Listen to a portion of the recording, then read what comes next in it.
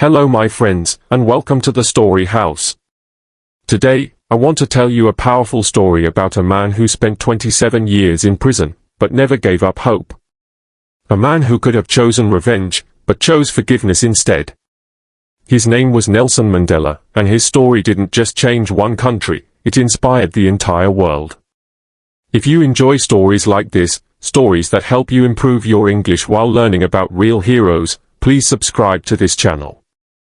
Now, let me take you back to South Africa, to a time when the color of your skin decided your entire life. Nelson Mandela was born on July 18, 1918, in a small village called Mvetso. His birth name was Rolihlala, which means troublemaker. And perhaps that name was fitting, because Nelson would spend his life making trouble for injustice. He grew up in the beautiful hills of the Eastern Cape. His father was a chief, respected leader in his community. As a child, Nelson lived a simple life. He played with other children, looked after cattle, and listened to elders telling stories around the fire at night. These stories were about African heroes, brave warriors and leaders who fought for their people, and they inspired him deeply. When Nelson was 9 years old, his father died, and everything changed. He was taken in by Jongintaba Dalindyebo, the acting king of the Thembu people. Nelson went to live in the royal household, where he observed how leaders made decisions. He learned an important lesson: a true leader listens first and serves the people, not himself. Nelson went to school and quickly became a strong student. He loved learning. At school, a teacher gave him the name Nelson, which was common at the time, as African children were often given English names. This reflected a system that placed European culture above African culture. But Nelson was curious. He asked questions, read books, and tried to understand the world around him. Slowly, he began to realize that something was very wrong in his country. White people had power, land, and freedom, while black people, the majority, had almost nothing. They could not vote, could not live where they wanted, and could not even walk freely in certain areas. This system was called apartheid. It was a system of laws that separated people by race and gave power to white citizens while taking away the rights of black, colored, and Indian people. Nelson later attended University of Fort Hare, one of the few universities available to black students at that time. There, he met other young people who also questioned the system. They talked about freedom, equality, and change. But Nelson was expelled after joining a student protest. He returned home, but soon faced another challenge. His guardian wanted him to enter an arranged marriage. Nelson refused. Instead, he made a bold decision: he ran away to Johannesburg. Johannesburg was a completely different world. It was large, fast, and full of energy, but also full of injustice. There, Nelson saw apartheid more clearly than ever before. He worked different jobs, completed his studies through correspondence, and began studying law. This is where his real journey began. In Johannesburg, he met people who weren't just talking about change, they were fighting for it. In 1944, he joined the African National Congress, ANC, a group working for the rights of black South Africans. At that time, the ANC used peaceful methods like petitions and letters. But Nelson and other young members believed this was not enough. They formed the ANC Youth League and pushed for stronger action. They organized protests, strikes, and campaigns to challenge the government. Nelson became a lawyer and opened a law firm with his friend Oliver Tambo. Together, they helped black South Africans who were arrested under unfair laws. Every day, Nelson saw how apartheid destroyed lives. People were arrested for not carrying passes. Families were separated. Communities were forced to leave their homes. In 1948, a new government came to power and made apartheid even stronger. More laws were introduced to separate people by race. Interracial marriages were banned.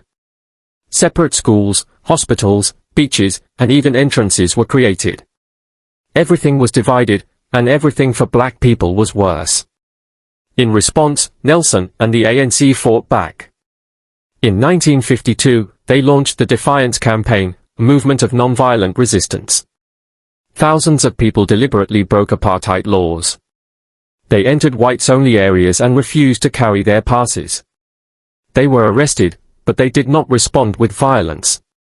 Nelson traveled across the country, organizing people, giving speeches, and inspiring hope. He became a symbol of resistance. Many people saw him as a hero, while the government saw him as a threat. They banned him from meetings and restricted his movements, but he refused to stop.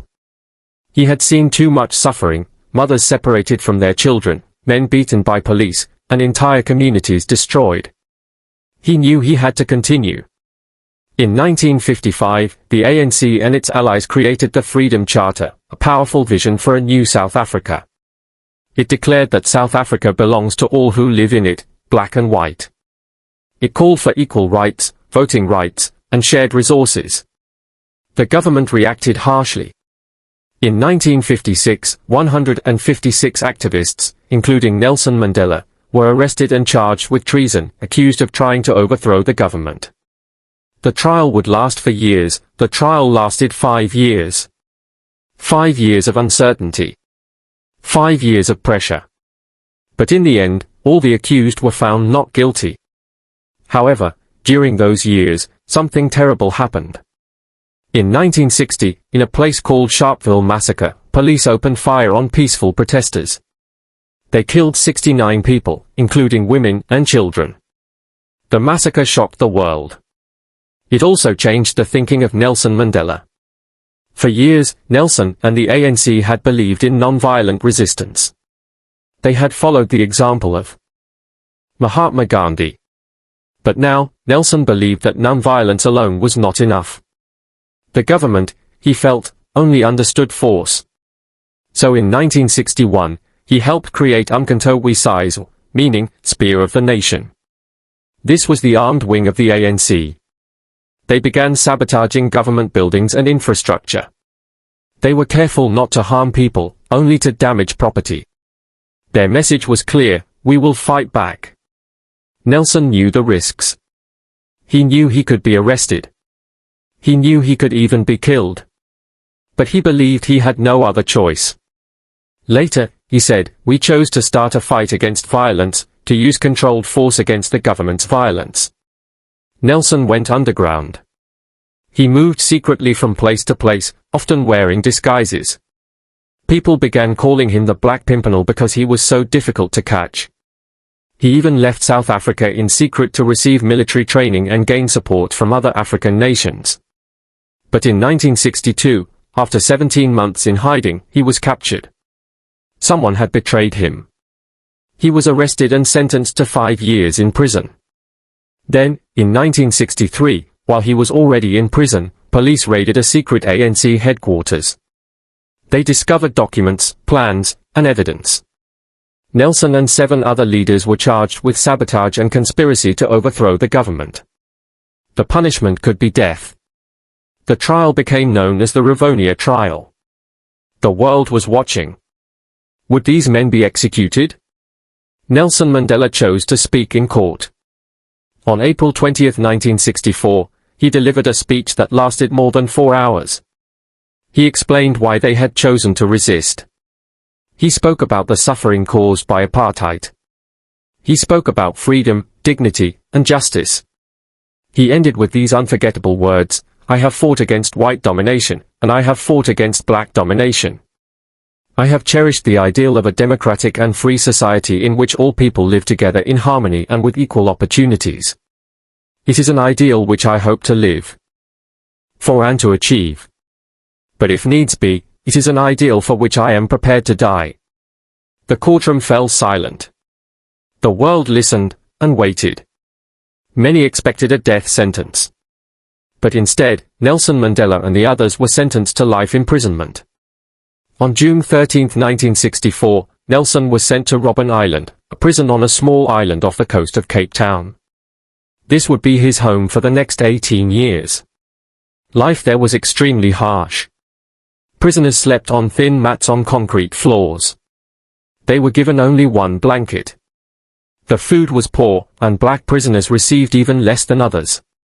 Even in prison, apartheid existed. Every day, the prisoners were forced to work in a limestone quarry. They broke rocks under the burning sun. The bright white stone reflected light into their eyes, damaging their vision permanently. But Nelson Mandela did not break. He refused to be broken. Instead, he turned the prison into a place of learning. He studied, and encouraged others to study. Robben Island became known as Mandela University because so many prisoners educated themselves there. Nelson remained calm and dignified. He treated even the prison guards with respect. He learned Afrikaans, the language of the oppressors, because he believed that to understand your enemy is to understand how to change them. He spoke to the guards as human beings. And slowly, over time, some of them began to respect him. Some even began to question apartheid itself. The authorities tried to break his spirit. They offered him freedom if he would renounce violence. But Nelson always refused. He said he would only accept freedom when all his people were free. Years passed. 1 year. 5 years. 10 years. But the world did not forget Nelson Mandela. Across the globe, people protested. They demanded his release. Artists refused to perform in South Africa. Countries imposed economic sanctions. Free Nelson Mandela became a worldwide movement. Inside prison, Nelson held on to hope. He was allowed another. As president, Mandela faced enormous challenges. The country was deeply divided. There was poverty, inequality, and the emotional scars of decades of apartheid. How do you heal a nation like that? Mandela chose a path of truth and reconciliation. He established the Truth and Reconciliation Commission. This was a special court where victims could share their stories, and those who committed crimes could confess them. If they told the truth, they could receive amnesty. The goal was not revenge, but healing. It was a painful process. People heard stories of torture, violence, and loss. But slowly, it helped the nation begin to heal. It wasn't perfect. Some believed justice was not fully served. But it prevented a cycle of revenge and further violence. Nelson Mandela served only one term as president, from 1994 to 1999. He could have stayed longer. He was loved by millions. But he chose to step down. He wanted to show that democracy is about strong institutions, not powerful individuals. He set an example of peaceful leadership and transition of power. After his presidency, Mandela continued to work for peace and justice around the world. He spoke out against HIV/AIDS, which was affecting millions across Africa. He promoted education for children. He used his influence to support important causes.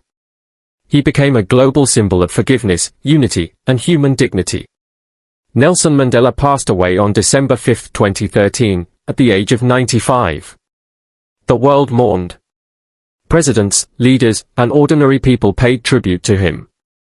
He was laid to rest in his childhood village, but his legacy lives on. Nelson Mandela showed us that one person can truly make a difference. He showed that you can fight for justice without losing your humanity. He showed that forgiveness is not weakness, it is strength. And he showed that hope is more powerful than hate. His life was not easy. He suffered greatly. He made sacrifices most of us cannot imagine. But he never gave up. He never stopped believing in a better future. And because of him, South Africa changed. Because of him, millions now live in freedom. Nelson Mandela once said, "It always seems impossible, until it's done." His life proved those words. The impossible became possible, because one man, and many others with him, refused to accept injustice. So my friends, this is the story of Nelson Mandela, a boy from a small village who became a freedom fighter, spent 27 years in prison, and rose to become the president of his nation. A man who chose forgiveness over revenge, and changed the world. I hope this story inspired you and helped you improve your English. If you enjoyed it, please like this video and subscribe to Storyline English for more stories like this. And I'd love to hear from you, which part of Mandela's story inspired you the most? Or simply share one word that describes how this story made you feel. Thank you for listening, my friends. Until next time, keep learning, keep growing, and keep believing that change is possible.